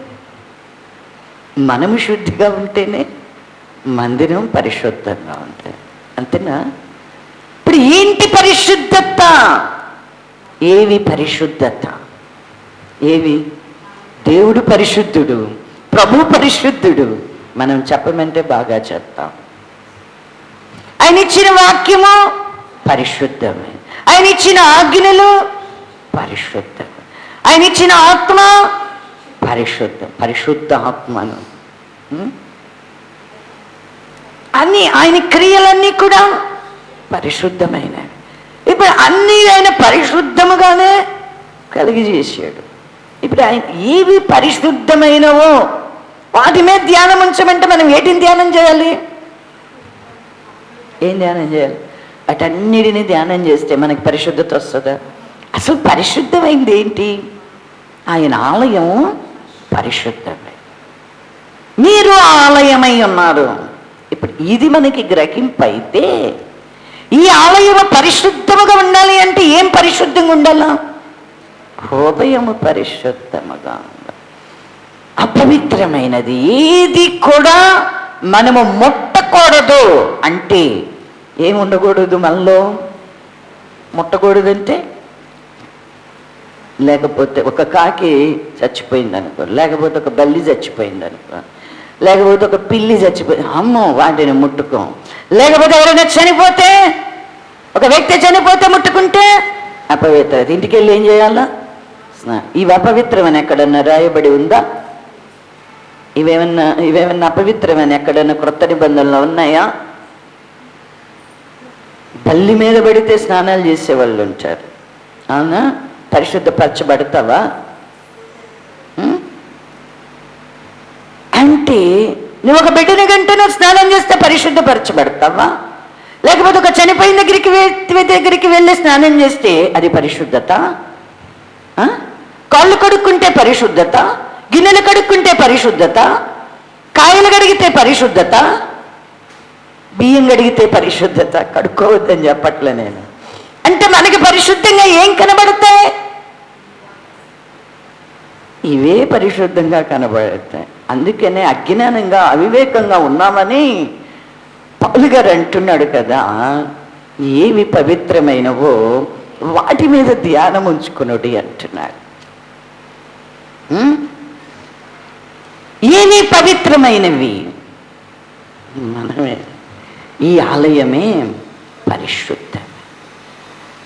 మనకు అనుగ్రహింపబడినటువంటి హృదయము, దేవుడు మనలో నివసించి సంచరించడానికి అనుగ్రహింపబడిన హృదయము పరిశుద్ధమైనదిగా ఉండాలి. చూడండి, ఎఫెసీయులకు రాసినటువంటి పత్రిక 5వ అధ్యాయము 27వ వచ్చిన భాగము నుండి చదువుకుందాం.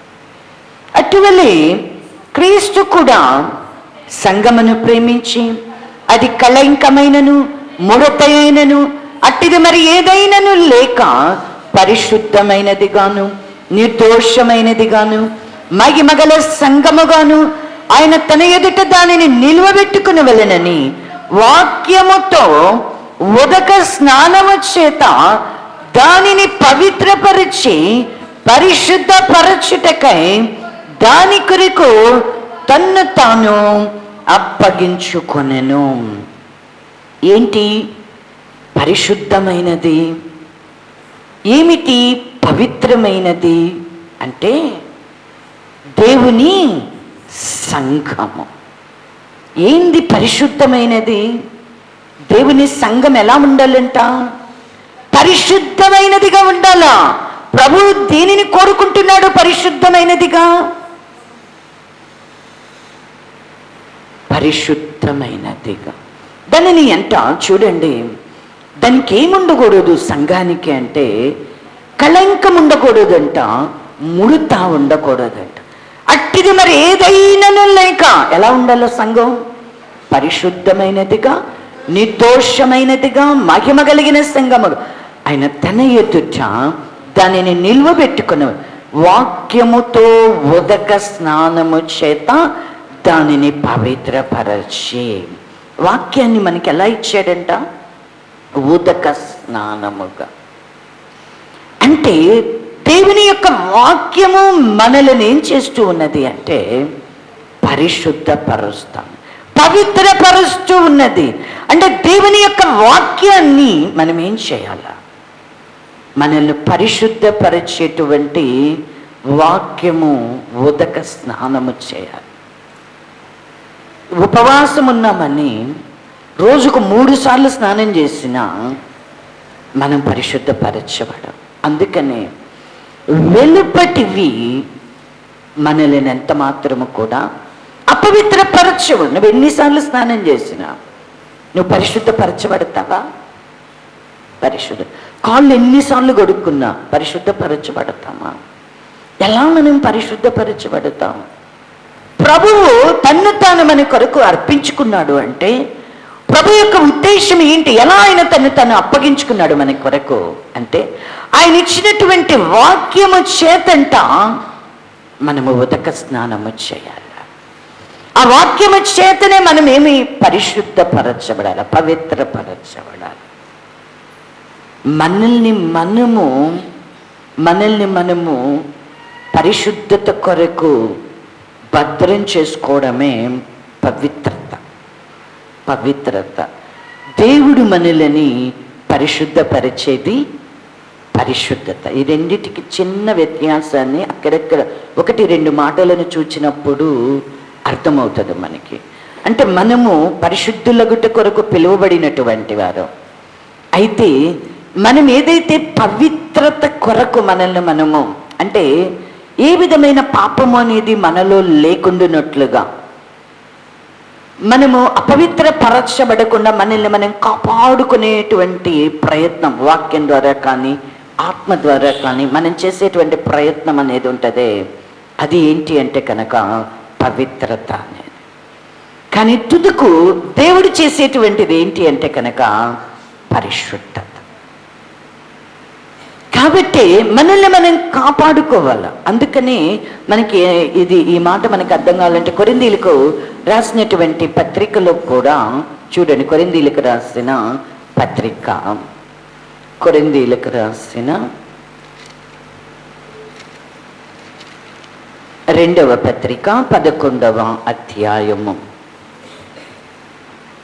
2వ పత్రిక 11వ అధ్యాయము 3వ వచ్చిన భాగము, 2వ వచ్చిన భాగము నుంచి చదువు.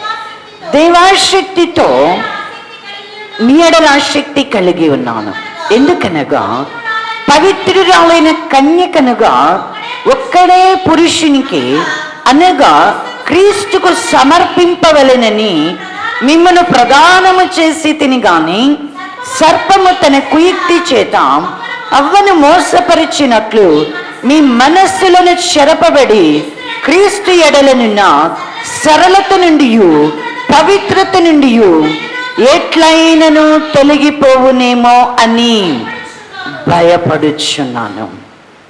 పౌలు గారు సంఘాన్ని ఎలా ఒక్కడే పురుషునికి అనగా క్రీస్తునికి ప్రదానము చేశాడు అని అంటేనంట ఎలాగంటే పవిత్రురాలైనటువంటి కన్యకనగా. అంటే కన్యక తను ఎలా సిద్ధపరచుకోవాలి? కన్యక ఎప్పుడు కూడా ఎలా ఉంటుంది? పురుషుని కొరకు తన్ను తాను సిద్ధపరచుకుంటాడు. మనకి ప్రకటన గ్రంథంలో చూసినా కూడా గొర్రెపిల్ల వివాహ మహోత్సవ సమయము వచ్చే ఉన్నది అని అంటూ భార్య తన్ను తాను సిద్ధపరచు. ఇది మనల్ని మనము సిద్ధపరచుకునే అంటే ఏ విధమైన అపవిత్రత అంటకుండా, ఏ విధమైన పాపము మనము చేయజాలకుండినట్లుగా మనల్ని మనము జాగ్రత్త పరచుకునేదే పవిత్ర. అది దేవుని వాక్యము చేత. మనల్ని పవిత్రముగా ఉండడానికి మనల్ని మనం కాపాడుకుంటాం. ఎవరు ఇలా ఈ పవిత్రతను కాపాడుకుంటూ ప్రభు కొరకు తమను సిద్ధపరచుకుంటారో ప్రభు వారిని ఏం చేస్తారు అంటే కనుక పరిశుద్ధ పరుస్తాడు. ఆయన రక్తము చేత, ఆయన ఆత్మ చేత ఆయన మనలను పరిశుద్ధపరుస్తాడు. అది పరిశుద్ధ. ఆయన వలె ఆయన పరిశుద్ధుడై ఉన్నట్లుగా మనము కూడా పరిశుద్ధులము కావాలి. ఆయన వల్ల పరిశుద్ధులంగా కావాలి అంటే మనం ఎలా ఉండాలా? పవిత్రురాలైనటువంటి కన్యకనగా క్రీస్తు మనకు అనుగ్రహింపచేసిన సరళతలో నుండి కానీ పవిత్రతలో నుంచి కానీ మనము తప్పింపబడకుండా సాతాను యొక్క తంత్రాలను, మోసాలను మనం గ్రహించి వాటిని మనము తప్పించుకునేటట్లు మనల్ని మనం భద్రంగా కాపాడుకోవటానికి చేసే ప్రయత్నము, సిద్ధపాటు. ఇది దేవుని యొక్క వాక్యము మనకి బాగా అర్థమైందనుకోండి.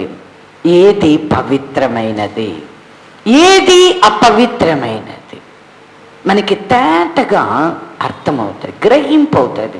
గ్రహింపైనప్పుడు అది వాక్యములో నుండి మనకి తెలియబడుతుంది. నీవు కనుక పవిత్రత కొరకు ఏది పవిత్రమైనది అని వాటి మీద కనుక నీవు ధ్యానం ఉంచితే వెంటనే పరిశుద్ధాత్ముడు నీకు సహకారిగా వచ్చేస్తాడు, నీలోనే ఉంటాడు, నీతోనే ఉంటాడు. ఏది నీవు అవుననాలా, నీవు ఏది కాదనాలా, ఏది నీవు చేయాలా, ఏది దేవుని వలన కలిగింది, ఏది దుష్టిని వలన కలిగింది, నీకు వెంటనే పరిశుద్ధాత్ముడు సహాయకారిగా వచ్చేస్తాడు. వచ్చేసి నీవు వెంటనే దానిని స్థిరముగా ప్రభువు చెప్పినది చేయడానికి, ప్రభువు వద్దన్నది చేయకుండా ఉండడానికి నిన్ను నువ్వు సిద్ధపరచుకుంటావు. పవిత్రురాలైనటువంటి ప్రభు కొరకు ప్రదానము చేయబడినటువంటి కన్యక ఆయన ప్రభు కొరకు కనిపెట్టుకోవడానికి పెండ్లి కుమారుని కొరకు భార్యగా తను తాను సిద్ధపరచుకుంటాడు. కాబట్టి ఇవి పవిత్రమైనవి అనేటువంటి గ్రహింపు మనకి కావాలి. మనకి కావాలి అని అంటే ఖచ్చితంగా వాటి మీద మనం ధ్యానం ఉంచాలి. ధ్యానం ఉంచితే మనకి బాగా అర్థమవుతుంది. మనము దేవుడైతే చెప్తూ ఉన్నాడు ఏమిటి అంటే కనుక మనల్ని పిలిచినటువంటి పిలుపు, ఆయన మనల్ని ప్రేమించినటువంటి ప్రేమ ఎటువంటిది అంటే కనుక మనము పరిశుద్ధులముగా ఆయన ఎదుట నిలవబడాలని కోరుకుంటున్నాడు. కాబట్టి అందులో ఆ సంఘము ఏ విధమైన కళంకమైనదిగానైనా, ఏ విధమైన ముడతటిది మరి ఏది లేకుండా ఉండాలని ఆ దేవుడు కోరుకుంటూ ఏం చేస్తున్నాడు? మనకి తన వాక్యాన్ని మనకి ఇచ్చారు. ఇచ్చి ఇప్పుడు దాని చేత మనము ఉదక స్నానము చేయబడిన వారమై పవిత్రపరచబడాల. పవిత్ర అంటే దేవుని సంఘము ఎలా ఉండాలి? వాక్యమును ఉదక స్నానము చేత పవిత్రపరచబడినట్టు కన్యకలాగా ఒక్కడే పురుషునికి ప్రధానము చేయబడినటువంటి కన్యకలాగా ఉండాలా అంటే ఇప్పుడు నీవు నేను జీవము కలిగిన దేవుని ఆలయము పరిశుద్ధమైనదిగా ఉండాలి.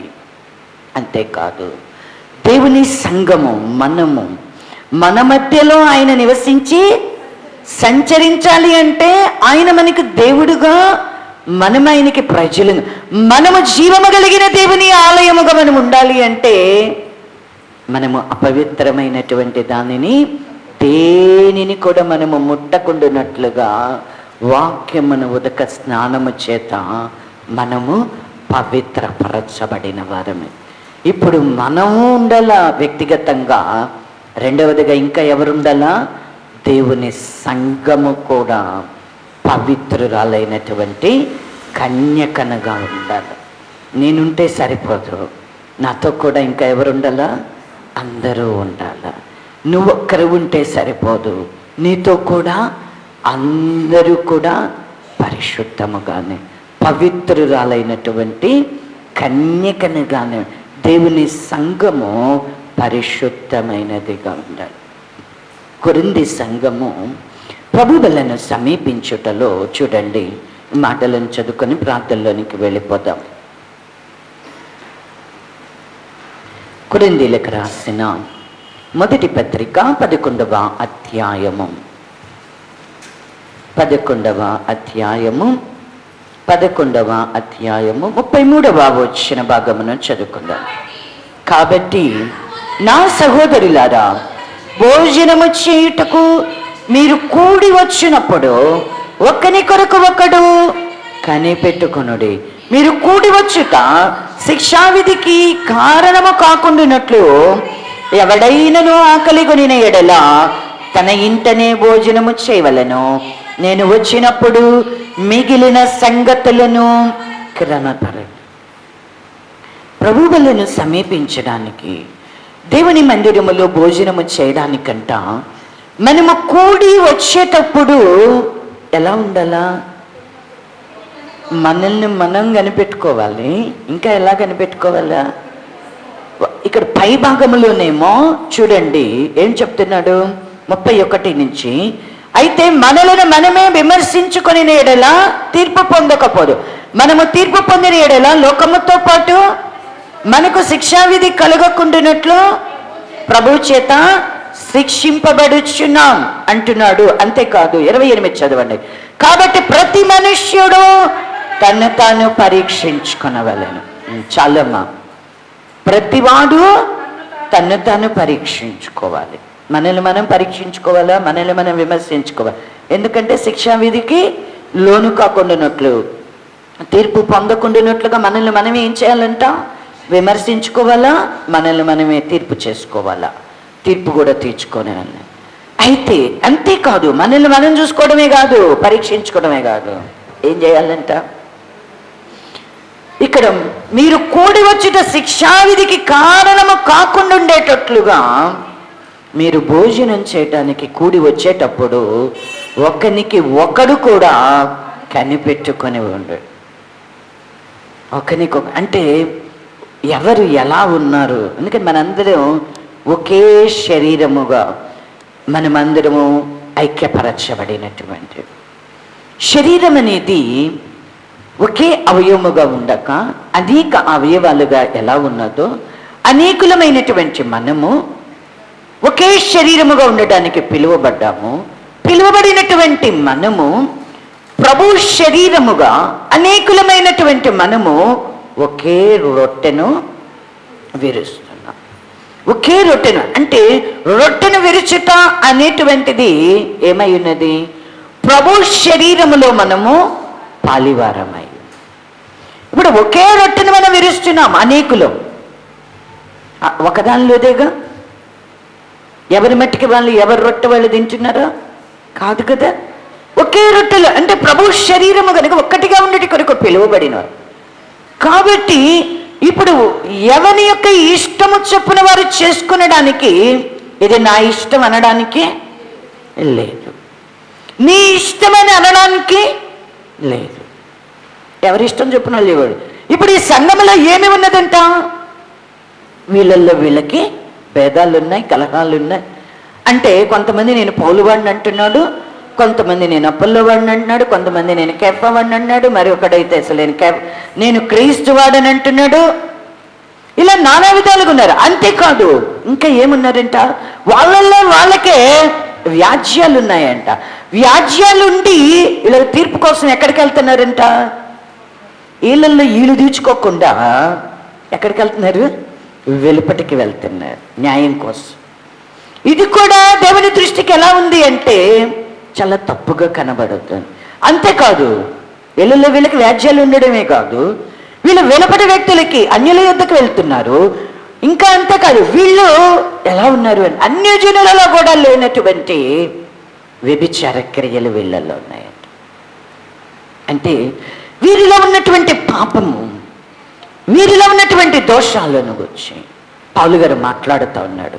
కొరింథీ సంఘంతో మాట్లాడుతూ ఆయన అంటున్నాడు కదా, చూడండి 11వ అధ్యాయము 17వ వచన భాగంలో కనుక మీరు చూసినట్లయితే, మీకు ఈ ఆజ్ఞనిచ్చుచు మిమ్మల్ని మెచ్చుకొనను, మీరు కూడి వచ్చుట ఎక్కువ కీడుకే కానీ ఎక్కువ మేలుకు కాదు. మొదటి సంగతి ఏదనగా మీరు సంఘమందు కూడి ఉన్నప్పుడు మీలో కక్షలు కలవని వినుచున్నాను, కొంతమందికు ఇది నిజమని నమ్ముచున్నాను. మీలో యోగ్యులైన వారెవరో కనబడినట్లు మీలో భిన్నాభిప్రాయములు ఉండక తప్పదు. మీరందరూ కూడి వచ్చుచుండగా మీరు ప్రభురాత్రి భోజనము చేయుట సాధ్యము కాదు. ఏలయనగా మీరు ఆ భోజనము చేయనప్పుడు ఒకని కంటే ఒకడు ముందుగా తన మట్టుకు తాను భోజనము చేయుచున్నాడు. ఇందువలన ఒకడు ఆకలిగనును మరి ఒకడు మత్తుడవును. ఇది మీ అన్నపానములు పుచ్చుకుంటకు మీకు ఇండ్లు లేవా? దేవుని సంఘమును తిరస్కరించి పేదలను సిగ్గపరచుదురా? నేను ఏమి చెప్పుదును? దీన్ని గూర్చి మిమ్మల్ని మెచ్చుదునా? నేను మెచ్చను. అంటే వీళ్ళకి ఏమున్నాయి అంటున్నాడు? భిన్నాభిప్రాయాలు ఉన్నాయి, కక్షలు ఉన్నాయి. ఇక్కడ అంటున్నాడు, ఇలా మీరు కూడి వచ్చుట అనేటువంటిది కీడుకే కానీ ఎక్కువ మేలుకు మాత్రం కాదు అని చెబుతున్నాడు. అయితే భిన్నాభిప్రాయములు ఉన్నాయి మీలో. అయితే చూడండి, మీలో యోగ్యులైన వారెవరో కనబడినట్లుగా మీలో భిన్నాభిప్రాయములు ఉండక తప్పదంటూనే దాన్ని కొంతవరకు ఆయన ఏం చేస్తున్నాడు అంటే యాక్సెప్ట్ చేస్తున్నాడు. కానీ భోజనం చేసే విషయంలో మాత్రం ఏం చెప్తున్నాడు అంటే, ఒకడంట తన కడుపుని కాల్చుకొని వస్తున్నాడంట, ఆకలి కొంటున్నాడంట, మరి ఒకడేమవుతున్నాడు, తిని మొత్తుడే తోలుతున్నాడంట. ఇది మాత్రం సరి అయినటువంటిది, నేను దీన్ని మెచ్చను అంటున్నాడు. దీన్ని నేను అంటే ఎవని మట్టుకు వారు అంటే భోజనము చేయడము అనేది దేవుడుకు అంటే ఇదేంటంటే ఆ పేదల్ని సిగ్గుపరచడము కాదా అని మాట్లాడుతున్నాడు.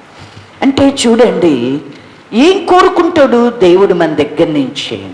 మనందరము కూడా ఒక్కటిగా ఉండుట కొరకే పిలువబడినటువంటి మనం అందరము ఒక్కదాని అందే మనసు ఉంచాల, మనందరము ఒక్కదాని మీదనే గురిని నిలపాల.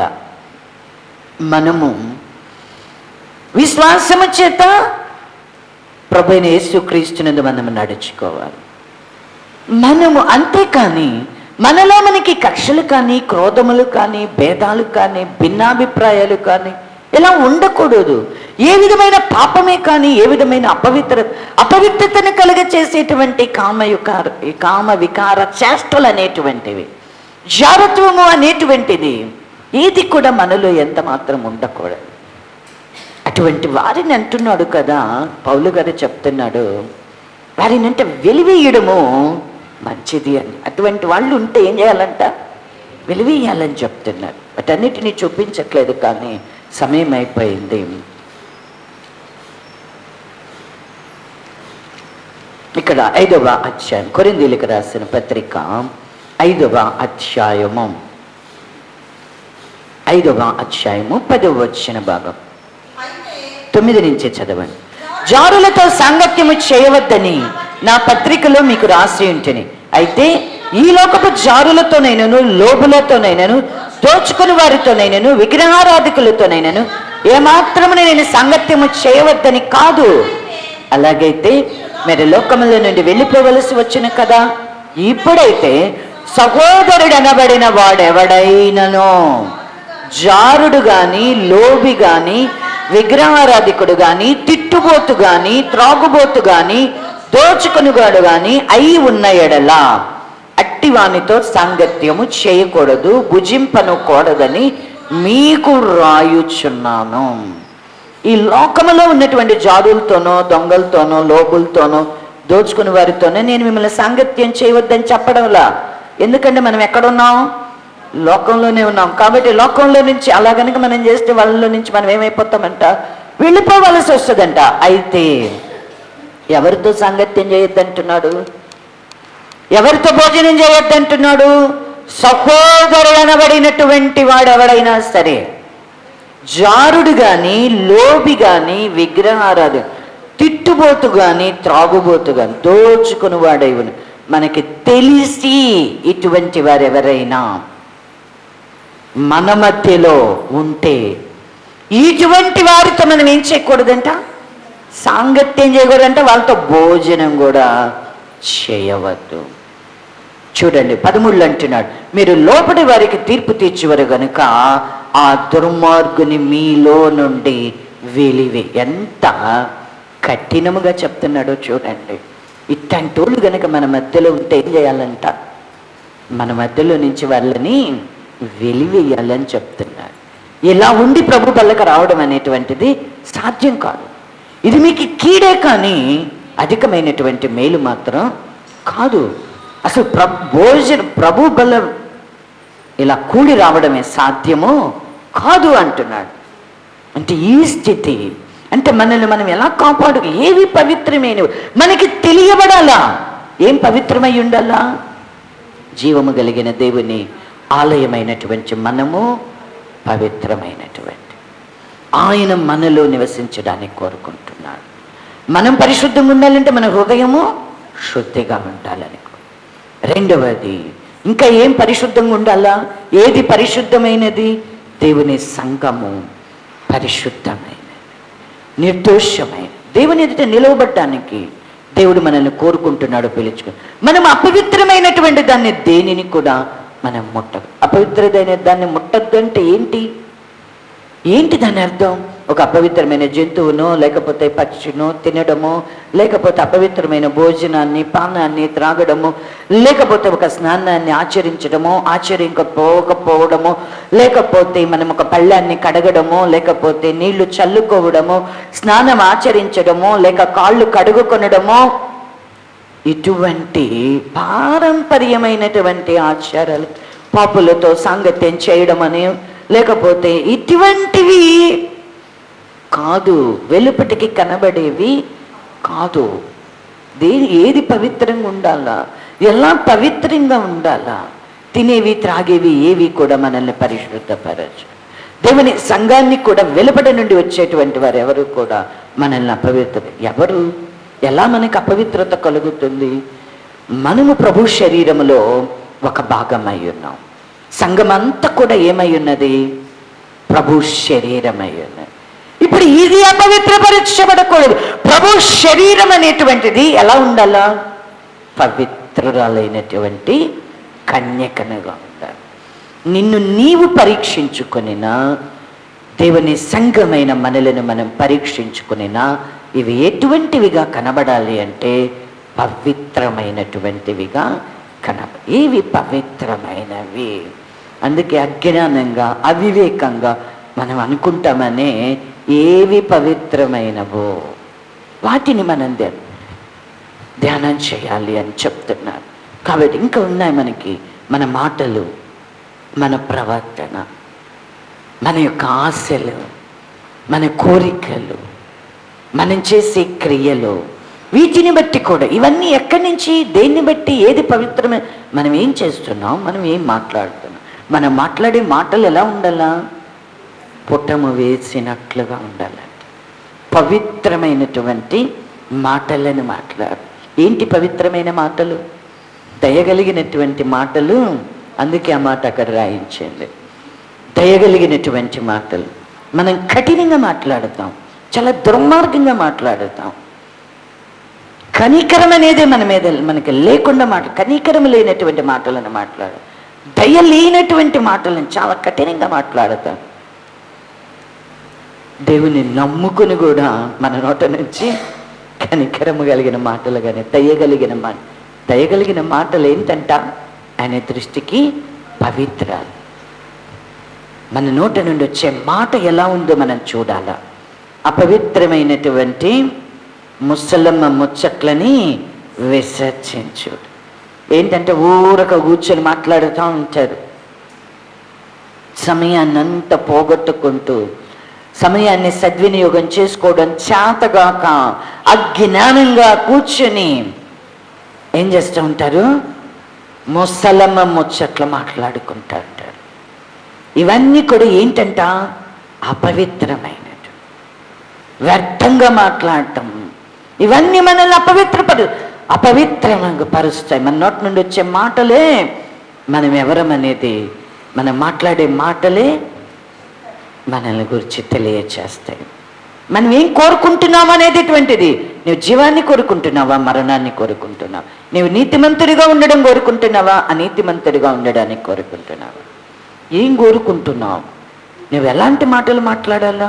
నీ నోట్లో నుంచి వచ్చే మాటలు ఇతరులకు తీర్పు తీర్చటాలు, ఇతరులను విమర్శించటాలు, లేకపోతే కొండలు చెప్పడాలు, ఊరికే మాట్లాడడం, ఏం పని లేకుండా కూర్చొని మాట్లాడడం, మాట్లాడుకోవడానికే ఫోన్లు చేసుకోవడం, మాట్లాడుకోవడానికే కలుసుకోవడం, ఊరికే మాట్లాడుకోవడం, ఏమీ అవసరమైంది ఏది ఉండదు. ఊరికే ఏం ఊసిపోక ఏం చేస్తారు? ఫోన్ చేసి ఎన్ని మాటలు వస్తాయి, ఏంటి అపవిత్రమైన మాటలు. అవన్నీ అపవిత్రమైనటువంటి ఒట్టి మాటలకి నీవు విముఖుడవు కమ్ము అంటున్నాడు. ఇవి మనల్ని ఏం చేస్తాయంట? కురుకుడు పుండు ప్రాకినట్లుగా ప్రాకి మనల్ని ఏం చేస్తాయంటే చెరిపి వేస్తాయి, విశ్వాసంలో నుంచి మనల్ని తొలగింపచేస్తాయి. అందుకని ఒట్టి మాటలకి ఏం కావాలా? అందుకే ఏది పవిత్రమైనది మనకి తెలియాలా? ప్రభు మనకి ఏం చెప్పినో దాన్ని చేస్తే అదేమవుతుంది? పరిశుద్ధమైనదిగా, పవిత్రమైనది. దేవుడు వద్దు అని చెప్పింది చేస్తే ఏమవుతుంది? అదే అపవిత్రత. మనం ఏం చేస్తాం? దేవుడు చేయమంది చెయ్యం, దేవుడు వద్దు అని చెప్పింది మాత్రం ఖచ్చితంగా చేస్తాం. అంటే మనకి అర్థమైతే ఏది పవిత్రము, ఏది అపవిత్రం మనం గ్రహించగలిగితే మనం అపవిత్రమైన దానిని ముట్టకుండా పవిత్రమైనవి ఏవో గ్రహించి అలాగున చేయగలుగుతాం. అతి కృప యెరూషలేము ప్రార్థనా మందిరమునకు దేవుడు దయచేయును గాక. ఆమేన్.